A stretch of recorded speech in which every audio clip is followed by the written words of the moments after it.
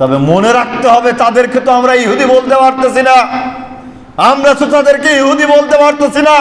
কারণ আমি যাকে আল্লাহকে মানি সেও আল্লাহকে মানে, আমি যে আল্লাহকে মানি সে সেই আল্লাহকে মানতেছে।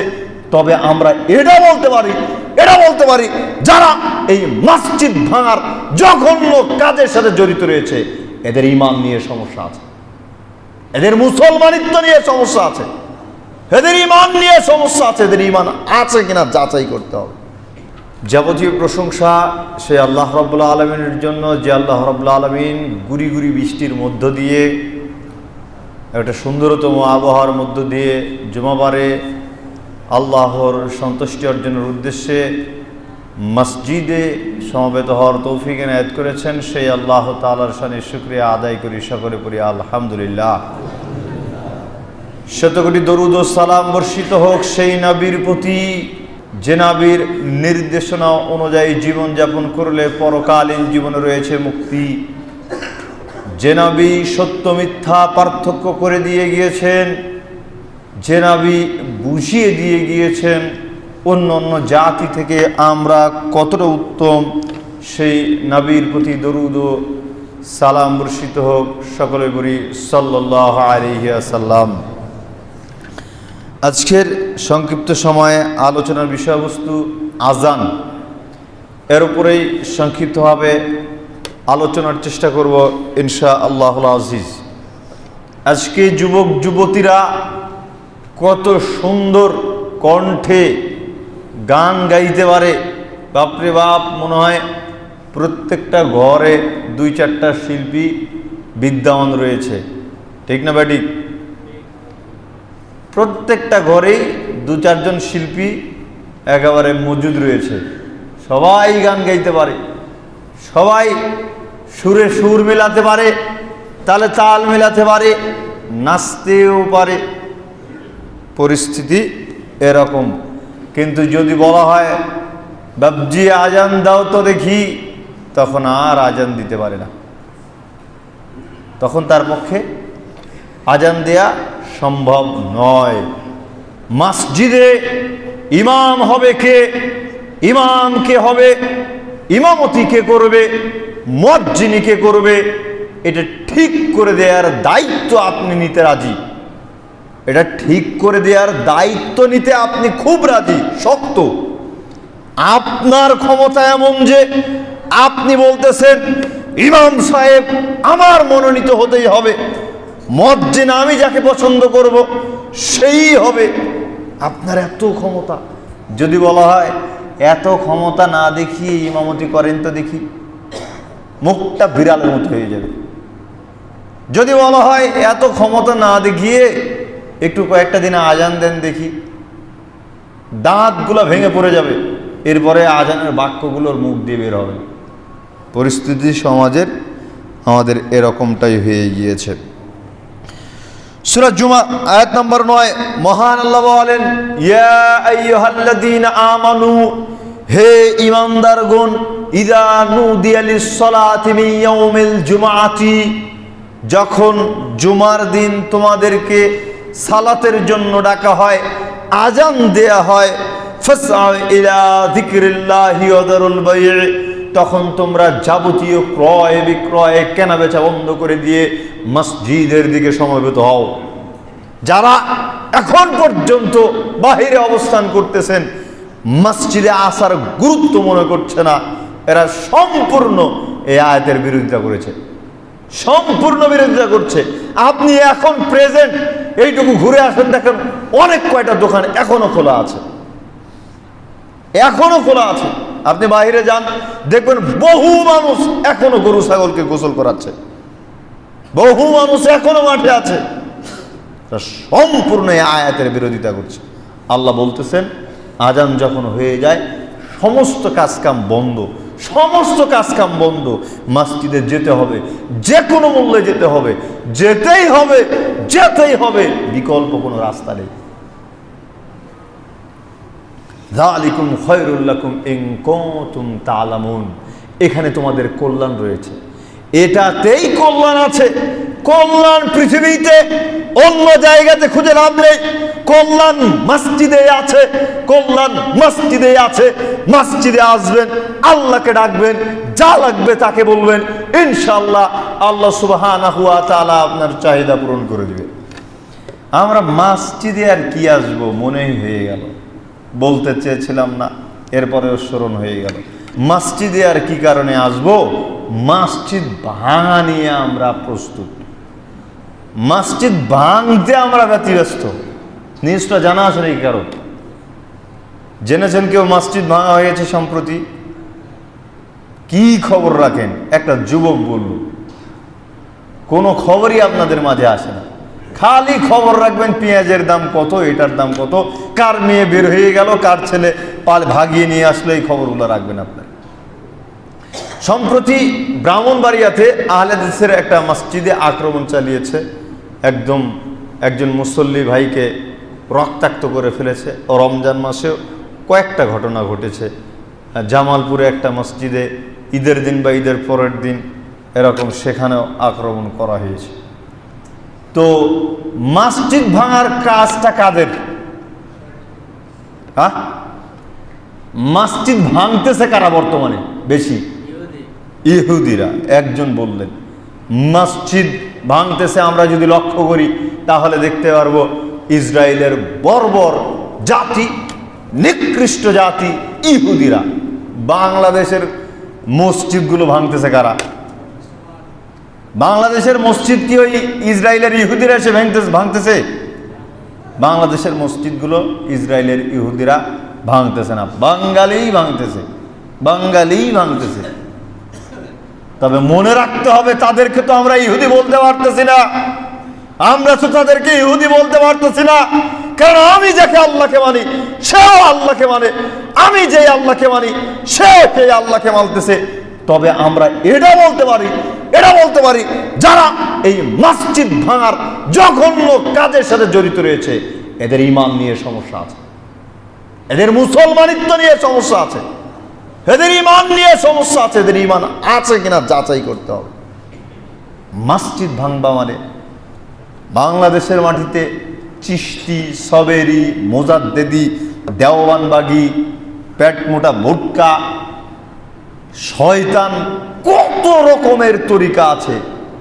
মাজার যেখানে প্রকাশ্য জেনা হচ্ছে, গাঁজা খাওয়া হচ্ছে, কত জায়গা আছে। ভাঙার প্রয়োজন মনে করে না, ভাঙার প্রয়োজন মনে করে না। আর যেই জায়গাতে কোরআন এবং সহিহ হাদিসের কথা হচ্ছে, যেই জায়গাতে কোরআন এবং সহিহ হাদিসের কথা হচ্ছে সেই জায়গাতে হামলা করতেছে, ভাঙা হচ্ছে। আপনাদের এখানে আক্রমণ আসেনি? আপনারা আক্রমণ তো বুঝবেন না, আক্রমণ বুঝতে পারি আমি, আক্রমণ আমি বুঝতে পারি। মসজিদের গেটের সামনে থেকে আমাকে বলে যায় ইহুদির দালাল, আপনাদের মধ্যে থেকে। তা আক্রমণ আমরা বুঝতে পারি। কোনো ব্যক্তিকে বড় করি নাই কোনোদিন, কোনো দলকে কেন্দ্র করে আলোচনা করি নাই কোনোদিন, সম্পূর্ণ কোরআন এবং সহিহ হাদিসের ভিত্তিতে কথা বলেছি এবং আলোচনা আপনাদের সামনে আমি উন্মুক্ত করে রেখেছি। যে কোনো সময় যে কোনো বক্তব্য আপনাদের যদি ভুল মনে হয় সঙ্গে সঙ্গে আমার সাথে আলোচনা করবেন। যদি আমার ভুল থাকে আমি নিজে সংশোধন হব, পরবর্তীতে এখান থেকে সেটা ঘোষণা দিয়ে দিব, অমুক দিনের অমুক আলোচনা অমুক বিষয়ে আমার ভুল ছিল, এটা না এটা আমি জানিয়ে দিয়েছি। এরপরেও আমাকে বলা হয় ইহুদির দালাল, নাউজুবিল্লাহ, আস্তাগফিরুল্লাহ। চিন্তা করেন, তাহলে তেরা ফতুয়া জানে না, আপনাকে যে আমি ইহুদির দালাল বলবো, আপনি যদি ইহুদির দালাল না হন তখন কি হবে? আমি তো চামড়ার মুখ দিয়ে চট করে আপনাকে বলে ফেললাম যে আপনি ইহুদির দালাল। যদি আপনি ইহুদির দালাল না হন তখন কি হবে? তখন আমি অটোমেটিক নিজে ইহুদি হব। কারণ আপনি যাকে যে দোষ দিবেন সেই দোষ তার মধ্যে না থাকলে আপনি নিজেই আপনি কাউকে কাফের ফতুয়া দিয়ে দিবেন, সে যদি কাফের না হয় আপনি নিজেই কাফের। হিসাব করে ফতুয়া দিতে হবে। একটা কথা বললে, ধর্মীয় ব্যাপারে কথা বললে আপনাকে চিন্তা বিবেচনা করে বলতে হবে, কথার জিম্মেদারিত্ব নিয়েই কথা বলতে হবে। এই নেক্কারজনক ঘটনার আমরা প্রতিবাদ করছি, অতি দ্রুত প্রশাসনের কাছে সহায়তা চাচ্ছি, যত দ্রুত সম্ভব ব্রাহ্মণবাড়িয়ার মসজিদকে উদ্ধার করতো সেখানে পূর্বের ন্যায় সুশৃঙ্খলভাবে জামাতবদ্ধভাবে সালাত আদায়ের জন্য যে সকল কর্মপদ্ধতি নেওয়া দরকার, আমরা সরকার বাহাদুরকে অনুরোধ জানাবো সেখানে সেই ব্যবস্থা করা হোক। আল্লাহ তুমি তাদেরকে সঠিক বুঝ দান করো, আমিন।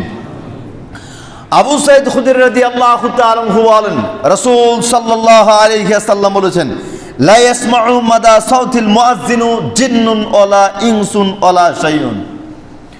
মুয়াজ্জিনের আজান যত দূর পর্যন্ত যায়, মুয়াজ্জিনের আজান যত দূর পর্যন্ত যায়, মানুষ জিন যা কিছু আছে সব। প্রথমে মানুষ শ্রেষ্ঠ জাতি, আলাদাভাবে বলা হলো তোমরা যারা মানুষ আছো মানুষ। তারপরে জিন, জিনদের জন্য জান্নাত জাহান্নাম আছে। এর পরে আরো অনেক কিছু আছে যেগুলোকে আপনি কোনো সময় আল্লাহর সৃষ্টি বলে মনেই করেন না। রাস্তা দিয়ে যাচ্ছেন, কুকুরকে দেখতে পেলেন, চট করে একটা লাথি মেরে দিয়ে দিলেন। ইট পেলেন একটা, চট করে তাকে মেরে দিয়ে দিলেন। বাহ, আপনার মার খাওয়ার জন্য মনে হয় আল্লাহকে সৃষ্টি করেছে। রাস্তা দিয়ে একটা কুকুর যাচ্ছে, মানে আমরা ন্যাচারালগতভাবে প্রাকৃতিকভাবে কেমন যেন এই প্রাণীগুলোকে আঘাত করতে অভ্যস্ত। এমনিতেই আপনার কোনো ক্ষতি করে নাই, কিছু করে নাই, যাচ্ছে, ইট একটা হাতে নিয়ে মেরে দিলেন, সেই সেই করে তাড়িয়ে দিলেন। মারার কি দরকার?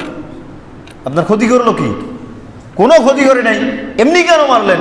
জবাব দিতে হবে, জবাব দিতে হবে।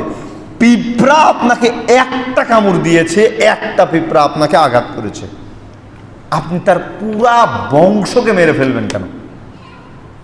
আপনি পুরা বংশকে মেরে ফেলবেন কেন? মা বোনেরা যেই কাজটা করে, বিশেষ করে বর্ষাকালীন সময়ে আমরা দেখেছি যে রান্না চুলা পারে বহু পিঁপড়া উঠে। পিঁপড়া উঠার পরে কি করে মা বোনেরা? শোলা বা কোনো একটা বস্তুতে আগুন ধরিয়ে নিয়ে পুরা পিঁপড়াকে পুড়িয়ে ছারখার করে দেয়, অথবা কেরোসিন মেরে সবকে ছেড়ে ছারখার করে দেয়। আস্তাগফিরুল্লাহ। আপনার যেমন জান, পিঁপড়ার মধ্যেও তেমন জীবন রয়েছে, পিঁপড়ার মধ্যেও তেমন জীবন রয়েছে। আপনাকে যেমন আল্লাহ অনর্থক সৃষ্টি করেন নাই, পিঁপড়াকেও তেমন অনর্থক সৃষ্টি করেন নাই। প্রত্যেকটা বস্তু, প্রত্যেকটা সৃষ্টি আল্লাহর সৃষ্টি, প্রত্যেকটা সৃষ্টির প্রতি আল্লাহর দয়া আছে। আপনি মানুষ, তার প্রতি দয়া করবেন না কেন? যখন আপনার ক্ষতি করছে তখনকার কথা ভিন্ন।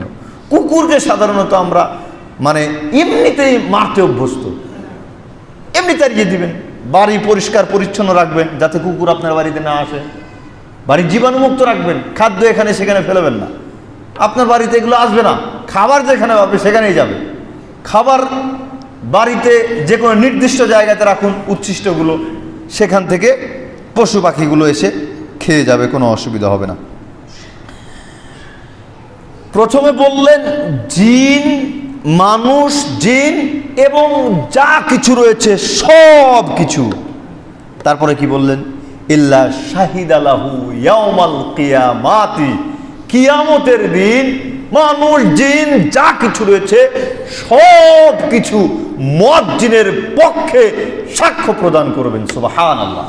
আর একটু আস্তে বলা দরকার, সুবহানাল্লাহ। তো যুবক, তুমি যে গান বলতেছো, বলো তো দেখি তোমার পরিস্থিতি কি হবে? মুয়াজ্জিনের জন্য মুয়াজ্জিনের কণ্ঠের আওয়াজ, আজান যতদূর পর্যন্ত যাবে, মানুষ, জিন, কীট পতঙ্গ, গরু ছাগল, গাছপালা, মাটি, মসজিদ, মাইক যা কিছু রয়েছে সব কিছু তার পক্ষে সাক্ষ্য দিবে। তুমি তো একেবারে মনের সুখে গান ধরতেছো, এই দিক দিয়ে যাচ্ছ, সেই দিক দিয়ে বেরোয় আসছো, তোমার পরিস্থিতি কি? তোমার জন্য কয়জন সাক্ষ্য দিবে? তোমার গানের আওয়াজ যতদূর পর্যন্ত যাবে, মনে রাখিও, গানের আওয়াজ যতদূর পর্যন্ত যাবে ততদূর পর্যন্ত তোমার জিভটা টেনে নিয়ে গিয়ে সেখানে পেরেক মেরে দেওয়া হবে। যারা নিয়মিত গান শুনতে অভ্যস্ত, বাদ্যযন্ত্র শুনতে অভ্যস্ত, কোরআন তেলাওয়াত তো শুনবেন না। কোরআন তেলাওয়াত করলেও নেকি আছে, শ্রবণ করলেও নেকি আছে। কোরআন তেলাওয়াত করলেও নেকি, শ্রবণ করলেও নেকি। কোরআন তেলাওয়াত শুনে না, মনটা একটু খারাপ, বিষণ্ণ, মনে খুব কষ্ট, আজকে আমার মন ভালো নাই, নাকি আজকে আমার মন ভালো নাই, তাই কি করতে হবে? হেডফোন লাগিয়ে গান শ্রবণ করতে হবে। শুনতে থাকুন, বুঝতে পারবেন। তো যারা বাদ্যযন্ত্রের শুনতে অভ্যস্ত, কিয়ামতের দিন এদের কানের মধ্যে গরম গলিত সীসা ঢেলে দেওয়া হবে। নাউজুবিল্লাহ বলবেন না? গরম সীসা ঢেলে দেওয়া হবে। পরিস্থিতি কত জঘন্য, পরিস্থিতি কত জঘন্য। আজকে আমাদের মধ্যে প্র্যাকটিস নেই। যুবক যুবতীরা কত ধরনের প্র্যাকটিস করে, কিন্তু ইসলামী প্র্যাকটিস নাই। ইসলামী প্র্যাকটিস নাই বললেই চলে। আজান দিতে পারে না, একামত দিতে পারে না, সালাত আদায় করতে পারে না, করাতে পারে না। বহু এমন মুসল্লি আছে, বহু মুসল্লি যারা নিয়মিত জামাতের সাথেই নামাজ পড়ে। বুঝেন, এটা কিন্তু গুরুত্বপূর্ণ কথা। নিয়মিত জামাতের সাথেই নামাজ পড়ে, ওই ব্যক্তিকে যদি একাকী নামাজ পড়তে দেওয়া হয়, নামাজ পড়তে পারবে না। ওর নিজের নামাজ বিশ্বাস হয় না? এমন বহু মুসল্লি দেখেছি নিয়মিত জামাতে পড়ে। জামাতে পড়ার আর একটা কারণ হচ্ছে ওই একাকী নামাজ পড়তে পারবে না, তাই বাধ্য হয়ে সে নামাজ জামাতে পড়ে। এমনও মুসল্লি দেখেছি। তাহলে চিন্তা করুন যে আমাদের পরিস্থিতিটা কোন জায়গায় গিয়ে ঠেকেছে। আব্দুল্লাহ ইবনে আমর ইবনুল আস রাদিয়াল্লাহু তাআলা আনহু বলেন, রাসূল সাল্লাল্লাহু আলাইহি ওয়াসাল্লাম বলেছেন, ইযা সামি'তুমুল মুয়াজ্জিনু ফাকুলু মিথলু মা ইয়াকুলু। আল্লাহর নবী বললেন, তোমরা যখন মুয়াজ্জিন সাহেবকে আজান দিতে শুনবে, মুয়াজ্জিন সাহেব যখন আজান দিবে, তখন মুয়াজ্জিন সাহেব যা বলে তোমরাও তাই বলো। মুয়াজ্জিন সাহেব যা বলবে তোমরাও তাই বলবে।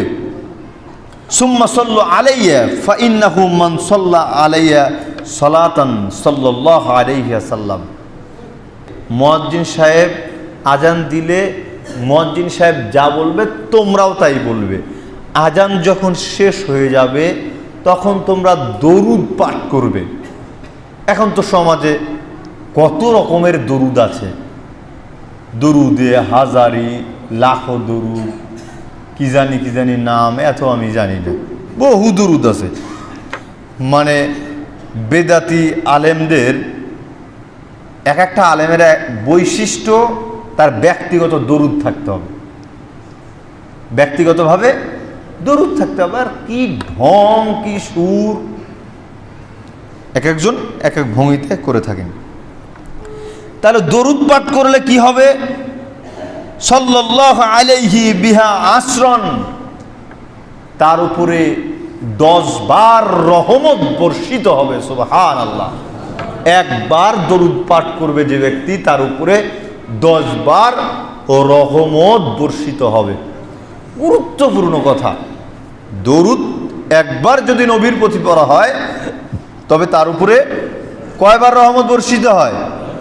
10 বার রহমত বর্ষিত হয়। এটা হচ্ছে ফজিলত। ফজিলত। আর না পড়ার ক্ষতিটা কি? না পড়ার ক্ষতিটা কি? আল্লাহর নবীর নাম শুনলেন কিন্তু দরুদ পড়লেন না, সেখানে ক্ষতিটা কি? মনে নাই হাদিসটা? লম্বা চওড়া, রমজান কেন্দ্রিক। আল্লাহর নবী খুতবার মেম্বারে উঠতেছিলেন, বলছিলেন আমিন। দ্বিতীয় ধাপ দিলেন আমিন, তৃতীয় ধাপ দিলেন আমিন। জিজ্ঞেস করা হলো এটা কি কারণে করলেন? তখন 3টা কথা বললেন, এর মধ্যে একটা বললেন, অমান যুকিরাত ইনদাহু ফালাম ইউসাল্লি আলাইহি। যে ব্যক্তির সামনে আমার নামকে উচ্চারণ করা হলো, অথচ সে ব্যক্তি আমার নাম শোনার পরেও আমার প্রতি দরুদ পাঠ করলো না, সে ব্যক্তি ধ্বংস হয়ে যায়। তখন আমি বললাম আমিন, আল্লাহ তুমি কবুল করো। আল্লাহর নবী বললেন, আমার নাম যার সামনে উচ্চারণ করা হলো ও শ্রবণ করলো, কিন্তু আমার প্রতি দরুদ পাঠ করলো না, সে ব্যক্তি ধ্বংস হয়ে যায়। ধ্বংস নিশ্চিত তার জন্য যে ব্যক্তি নবীর প্রতি দরুদ পাঠ করে না। তাহলে প্রথমত বাধ্যতামূলক দরুদ পড়তেই হবে। আর দরুদ যদি পড়ি, একবার পড়লে তার উপরে 10 বার রহমত বর্ষিত হবে। সুবহানাল্লাহ। এখন দরুদ তো বলবেন যে অনেকেই শুধু বুঝি আল্লাহুম্মা সাল্লি আলা মুহাম্মাদি ওয়া আলা আলি মুহাম্মাদ, যেটাকে আমরা দরুদে ইব্রাহিম বলি। এই দরুদটাই অনেকেই চিনি যে বা বিকল্প কোনো দরুদ নেই, বা বলবেন মোহাম্মদ আলী ভাই সাহেব আপনি তো নবী মোহাম্মদ সাল্লাল্লাহু আলাইহি ওয়াসাল্লামের নাম তো বহুবার নেন, এতবার কি এই বিশাল দরুদ পড়া সম্ভব? জি না, এটা পড়বেন না, আপনারা সংক্ষিপ্ত দরুদ পড়বেন, সেটা কি সাল্লাল্লাহু আলাইহি ওয়াসাল্লাম, এই দরুদ সংক্ষিপ্তভাবে পড়ার চেষ্টা করবেন। এরপরে কি হবে, যখন দরুদ হয়ে গেল, সুম্মা সাল্লাল্লাহু লিয়াল ওয়াসিলাতা, এরপরে আল্লাহর নবী জনাবে মুহাম্মদ রাসূলুল্লাহ সাল্লাল্লাহু আলাইহি ওয়াসাল্লামের জন্য ওসিলা প্রার্থনা করতে হবে। ওসিলা প্রার্থনা করতে হবে, ওসিলা চাইতে হবে। বুঝেন কিন্তু হাদিসের ভাষা, শব্দ।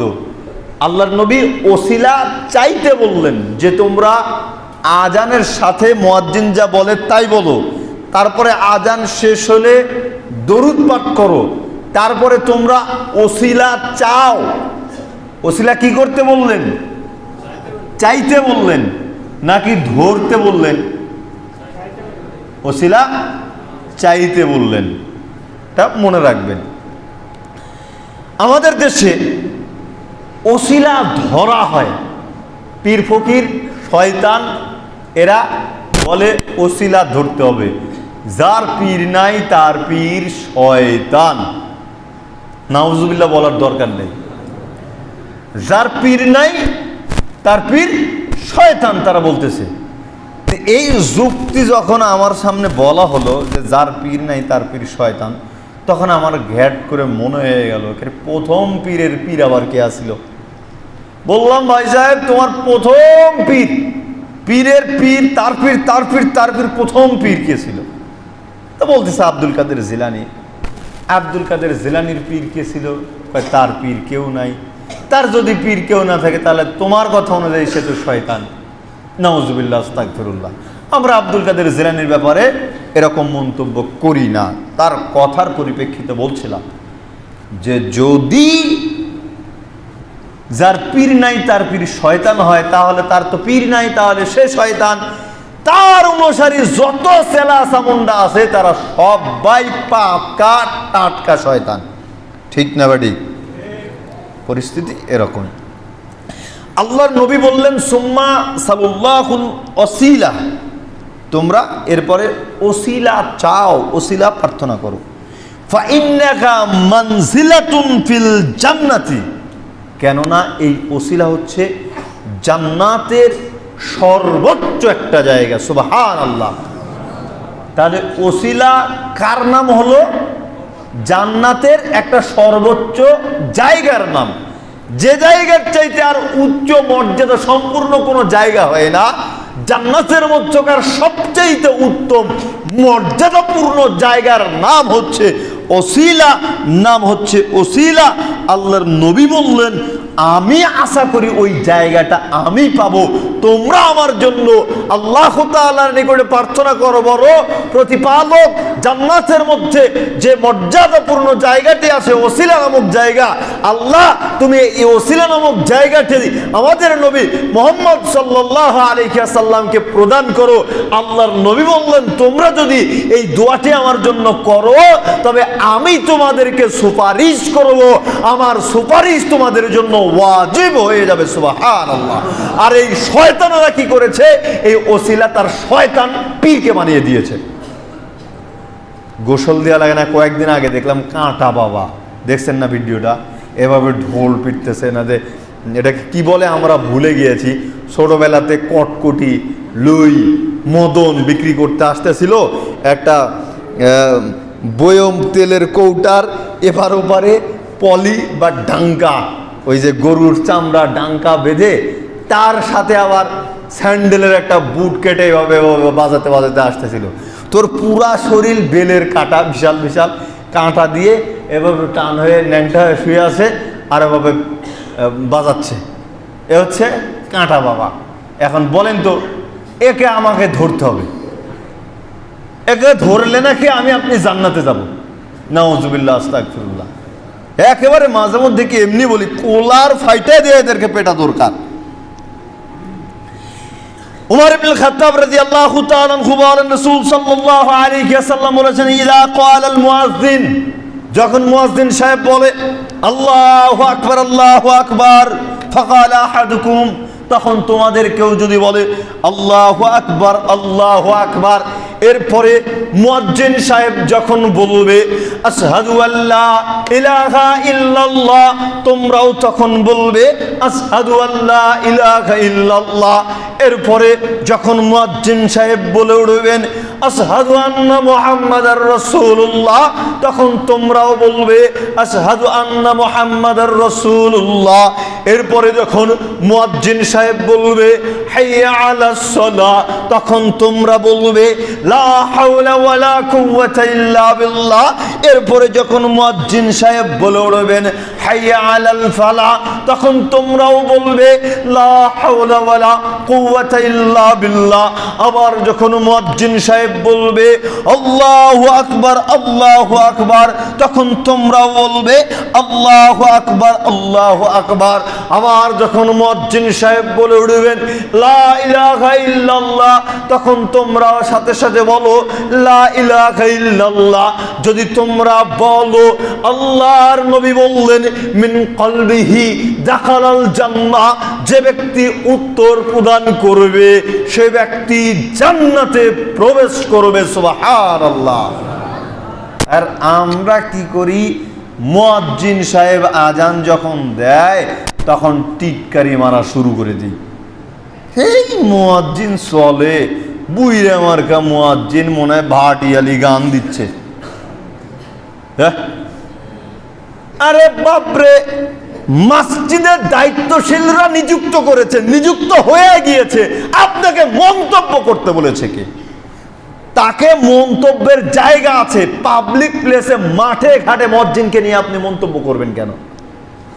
দায়িত্বশীলদের মাঝে বসে যখন মসজিদের দায়িত্ব সম্পর্কে কথা হবে তখন বলবেন, তখন তো আপনার নেকি নেওয়ার জায়গা, জান্নাতে যাওয়ার সময় জবাব দিলেই জান্নাত, জবাব দিলেই জান্নাত। পক্ষান্তরে আপনি উল্টো কি করতেছেন, তার গীবাত করতেছেন।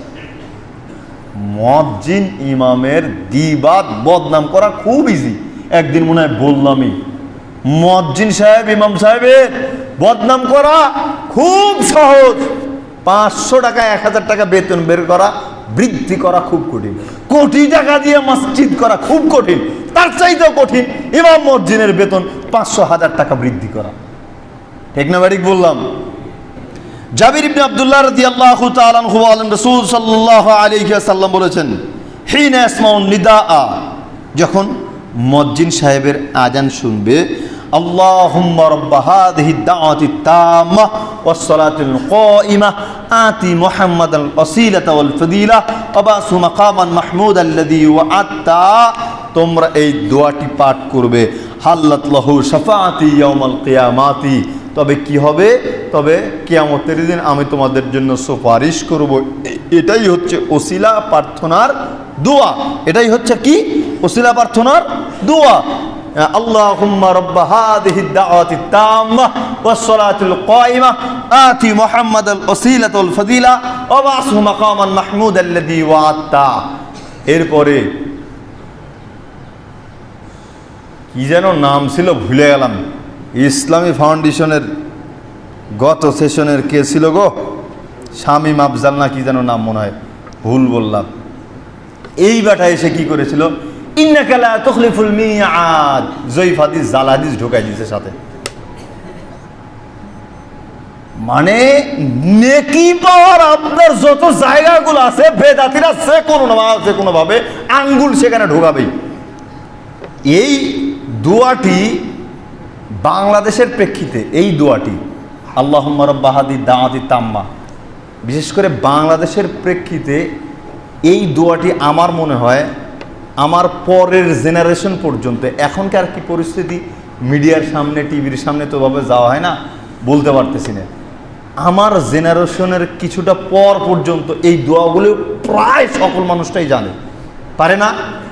টিভির সামনে বসে থেকে থেকে এই দোয়াটি প্রায় মানুষেরই মুখস্থ, কিন্তু কি করেছে সাথে বেদাতে একটা ঢুকিয়ে দিয়ে পুরাটা দোয়ার নেকিটাই নষ্ট করে দিয়েছে একেবারে। তাহলে এই দোয়াটা পড়তে হবে। আনাস ইবনে মালিক রাদিয়াল্লাহু তাআলা আনহু বলেন, রাসূল সাল্লাল্লাহু আলাইহি ওয়াসাল্লাম বলেছেন, ইউগরিউ ইযা তালা আল ফজর ওয়া কানা ইস্তামিউল আযান। আল্লাহর নবী যখন কোনো এলাকায় আক্রমণ করতে যেতেন, বুঝেন এই হাদিসটা খুবই গুরুত্বপূর্ণ হাদিস। মুসলমানদেরকে জঙ্গিবাদের ট্যাগ লাগানো হয়, তাই না? এরা হচ্ছে জঙ্গিবাদ, এরা এটা সেটা সন্ত্রাসী। ফিলিস্তিনদেরকে মারা হচ্ছে এই তকমা দিয়েই তো নাকি? আস্তাগফিরুল্লাহ। আল্লাহ তুমি তাদেরকে হেফাজত করো, আমিন। আল্লাহ তুমি ফিলিস্তিনি ভাইদেরকে হেফাজত করো, আমিন। ইসরায়েল ইহুদি নিকৃষ্ট জাতি, পৃথিবীর মানচিত্র থেকে তুমি তাদেরকে ধূলিসাৎ করে দাও, আমিন। আল্লাহর নবী কোনো এলাকায় আক্রমণ করলে ফজর বেলাতে করতেন, ফজর বেলাতে করতেন। ফাইন সামিয়া আযানান আমসাকা ওয়া ইল্লা আগারা ফাসামিয়া রাজুলান। ফজরের পূর্বে যে এলাকায় আক্রমণ করতেন ওই এলাকার দিকে কান পেতে দাঁড়িয়ে থাকতেন, কানটা তাক করে রাখতেন যে এই এলাকা থেকে কোনো আওয়াজ আসে কিনা। আল্লাহু আকবার, আল্লাহু আকবার। যখন মুয়াজ্জিন সাহেব বলে আল্লাহু আকবার, আল্লাহু আকবার, ফাকাল রাসূলুল্লাহ সাল্লাল্লাহু আলাইহি সাল্লাম, তখন আল্লাহর নবী বললেন, আলাল ফিতরা, ওই ব্যক্তি ফিতরাতের উপরে আছে, ওই ব্যক্তি ইসলামের উপরে আছে। সুবহানাল্লাহ। মুয়াজ্জিন আজান দেয় কখন বলেন তো? মুয়াজ্জিন কি মসজিদের নিজের জন্য আজান দেয় শুধু, নাকি পাড়া প্রতিবেশী মহল্লা সমাজের আওতাভুক্ত মানুষদেরকেও ডাকে? অনেককেই ডাকে। যখন আজান শোনা গেল, মানে আল্লাহর নবী যখন আজান শুনলেন তখন বুঝতে পারলেন যে এই এলাকায় মুসল্লি আছে, মুসল্লি আছে বিধেই তো আজান হচ্ছে। আজান যদি না হতো বোঝা যেত ওই এলাকায় মুসল্লি নাই। তবে আমাদের সমাজের বাস্তব চিত্র যেটা, ফজর বেলাতে এশার বেলাতে জামাতে আসলে মনে হবে মুসল্লি নেই। মুয়াজ্জিনকে দায়িত্ব থেকে অব্যাহতি দেওয়া দরকার। মুসল্লি যেহেতু নাই, মুয়াজ্জিনকে কেন শুধু শুধু আজান দিতে হবে? যদি আমরা এরকম দুই একটা জামাতে উপস্থিত হই, আসরের জামাত, বিশেষ করে ফজর বেলাতে মসজিদে কাউকেই পাওয়া যায় না। কবি নজরুলই তো সম্ভবত বলেছেন কি, সকাল হলো শোন রে আজান, ওঠ রে শয্যাচারী, মসজিদে চল দিনের কাজে, ভুলে দুনিয়াদারি। অজু করে ফেল রে ধুয়ে, নিশি রাতের গ্লানি, সেজদা করে যায় নামাজে, ফেল রে চোখের পানি। আল্লাহর নামে সারা দিনে কাজ হবে না ভারী, কাজ হবে না ভারী। সকাল বেলাতে, ফজর বেলাতে মসজিদ থেকে বের হওয়ার পরে আপনার কাছে দিনটা অনেক বড় মনে হবে, প্রশস্ত মনে হবে। এমন বহু মানুষ আছে কত বছর যাবৎ যে সূর্য উদয় দেখেনি, বা সকালের সূর্যটা লাল রক্তিম সূর্যকে দেখেনি, এটা মানে হিসাব করা কঠিন। বহু মানুষ আছে যারা রক্তিম সূর্যকে, লাল সূর্যকে সকালবেলাতে দেখতেই পায় না। 8টার সময় উঠে, 10টার সময় উঠে, আবার কাজের অজুহাত দেখায়, এত রাত ভরে কাজ করেছে এই কারণে জায়গা পাইনি। যা হোক, বলছিলাম যে যখন আল্লাহর নবী আজান শুনতে পেতেন তখন বলতেন এ ব্যক্তি ইসলামের উপরে আছে। সুম্মা কালা, এরপরে মুয়াজ্জিন সাহেব যখন আবার বলতেন আশহাদু আল্লা ইলাহা ইল্লাল্লাহ, আশহাদু আল্লা ইলাহা ইল্লাল্লাহ, ফাকালা রাসূলুল্লাহ সাল্লাল্লাহু আলাইহি ওয়াসাল্লাম, তখন আল্লাহর নবী বলে উঠতেন হারস্তা মিনান নার, এ ব্যক্তিকে জাহান্নাম থেকে মুক্ত হয়ে গেল। সুবহানাল্লাহ। আজান দিতেন আশহাদু আল্লা ইলাহা ইল্লাল্লাহ বলার সঙ্গে সঙ্গে আল্লাহর নবী বলতেন এই ব্যক্তি জাহান্নাম থেকে মুক্ত হয়ে গেল, জাহান্নাম থেকে মুক্ত হয়ে গেল। সুবহানাল্লাহ। এরপরে কি করতেন আল্লাহর নবী? ওই এলাকায় আক্রমণ না করে বাড়ি ফিরে চলে যেতেন, বাড়ি ফিরে চলে যেতেন। ওই এলাকার মতবারের থেকে আল্লাহর নবী ইনফরমেশন নেন নাই তোমার এলাকায় আক্রমণ করব কিনা, ওই এলাকার কে প্রেসিডেন্ট রয়েছে, ওই দেশের কে প্রেসিডেন্ট রয়েছে, তার থেকে আল্লাহর নবী খবর নেন নাই। আল্লাহর নবী মুয়াজ্জিনের দিকে লক্ষ্য করেছেন। মুয়াজ্জিন যদি আজান দিয়েছে তবে সেই এলাকায় আক্রমণ আল্লাহর নবী করতেন না, আল্লাহর নবী করতেন না। স্পষ্ট বোঝা যাচ্ছে একটা গ্রামের, একটা সমাজের, একটা দেশের মসজিদ মুয়াজ্জিন পুরাপুরি ভারসাম্য রাখে। অন্যের হাত থেকে হেফাজত রাখার জন্য মুয়াজ্জিনের আযান শোনা যাবে মানে ওই এলাকায় মুসলমান কখনোই আক্রমণ করবে না, কখনোই আক্রমণ করবে না। আর বাংলাদেশের যারা রাতারাতি বোম মেরে বলতেছে ইসলাম কায়েম করতে হবে, ইসলাম কায়েম করতে হবে, তাদেরকে বলতে চাই এই হাদিসটা একটু অনুসরণ করার চেষ্টা করেন। বাংলাদেশে এমন কোনো জায়গা নেই যেখানে আপনি যদি দাঁড়ান বলেন যে আজান না শুনলে আক্রমণ করব, এমন এলাকায় সম্ভবত পাওয়া যাবে না। কিছু দিন পূর্বে শুনেছিলাম সিরাজগঞ্জে নাকি এরকম কোনো জায়গা আছে, বৃহৎ হিন্দু এলাকা, আমি জানি না, তবে আমার মনে হয় সেখান থেকে শোনা না গেলেও একটু যদি উপরে ওঠা যায় আমার মনে হয় যে আজান শোনা যাবে। বাংলাদেশকে বলা হয় কি মাদিনাতুল মাসাজিদ, মসজিদের শহর। তাহলে একটা মুয়াজ্জিনের আজান শুনে আল্লাহর নবী আক্রমণ করা থেকে বিরত থাকলেন। কিন্তু আমাদের সমাজে আমরা মুয়াজ্জিন সাহেবদেরকে মূল্যায়ন করি না। আমরা মুয়াজ্জিন সাহেব মানেই চিন্তা করি আজান দিবে 5 ওয়াক্ত আর মসজিদ ঝাড়ু দিবে, টয়লেট পরিষ্কার করবে, এটা করবে সেটা করবে, দায়িত্ব দিয়ে ভরপুর করে রেখেছি। মুয়াজ্জিনের দায়িত্ব, মুয়াজ্জিন সাহেব আজান দিবে, তার কণ্ঠ উচ্চ কণ্ঠ, কিয়ামতের দিন তার কণ্ঠ হবে, গলা হবে সবচাইতে বড়। সাহাবাগণ বলে উঠলেন আল্লাহর নবী মুয়াজ্জিন সাহেবের মর্যাদা তো অনেক বেশি হয়ে যাচ্ছে, আমরা তো তার মর্যাদার ধারের কাছেও যেতে পারছি না। তখন আল্লাহর নবী বললেন তোমরা যদি তার মতন মর্যাদা পেতে চাও তবে মুয়াজ্জিন যা বলে তোমরাও তাই বলো, সুবহানাল্লাহ। তাহলে মুয়াজ্জিনের এই মর্যাদা আমরা পেতে পারি। পক্ষান্তরে অবশ্যই আমাদেরকে মুয়াজ্জিন সাহেবদেরকে মূল্যায়ন করতে হবে, তাদেরকে যথাযথ মর্যাদা দিতে হবে। এখন বলতে পারেন মোহাম্মদ আলী ভাই সাহেব, আমরা তো মসজিদের খরচ তো এমনিতেই আসে না বা সরকারিভাবে আসে না ইত্যাদি, তো মুয়াজ্জিন সাহেবকে যদি আমরা একটু সাফাই পরিষ্কার নাই করাই তাহলে তো আমরা এত খরচ বহন করতে পারবো না। দেখেন তার মূল দায়িত্ব হচ্ছে আজান দেওয়া, মুয়াজ্জিনি করা, মূল দায়িত্ব আজান দেওয়া, মুয়াজ্জিনি করা। যে কেউ মসজিদ পরিষ্কার করবে, যে কেউ বাথরুম পরিষ্কার করবে, যে কেউ অজুখানা পরিষ্কার করবে, সে মুয়াজ্জিন হতে পারে, সে ইমাম হতে পারে, সে আমলা হতে পারে, কামলা হতে পারে, ছোট বড় যে কেউ হতে পারে। যেই করবে সেই নেকি পাবে, যেই করবে সেই নেকি পাবে। এই কারণে যে মাঝে মধ্যে মুরব্বীদের উপরে ক্ষিপ্ত হয়ে বলি আল্লাহর গজব আপনার উপর পড়েছে, ঠাডা পড়েছে আপনার উপর।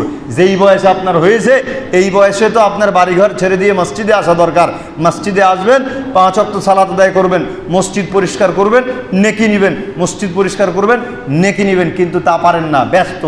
এই যে বয়স হয়েছে এখনও আপনার সম্পদ উপার্জন করতে হয়, এটা করতে হয়, সেটা করতে হয়, পরিবার দেখাশোনা করতে হয়, মানে আল্লাহর রাস্তায় আপনারা সময় দিতে চান না। উচিত হচ্ছে মসজিদের এই কাজগুলো, আনুষঙ্গিক কাজ হচ্ছে কাজগুলোকে সবাই মিলে একত্রে সহযোগিতা করতো পরিষ্কার পরিচ্ছন্ন করা। একজন দায়িত্বে থাকবে, মুয়াজ্জিন সাহেব থাকবে সাথে আপনাদের, তিনি দিক নির্দেশনা দিয়ে দিবেন। মুয়াজ্জিন সাহেবের নেতৃত্বে আপনারা সকলেই মিলে এই কাজগুলো করার চেষ্টা করবেন ইনশাআল্লাহ। আল্লাহ সুবহানাহু ওয়া তাআলা আমাদের সবাইকে মুয়াজ্জিনের মর্যাদা পাওয়ার তৌফিক এনায়েত করুক, আমিন।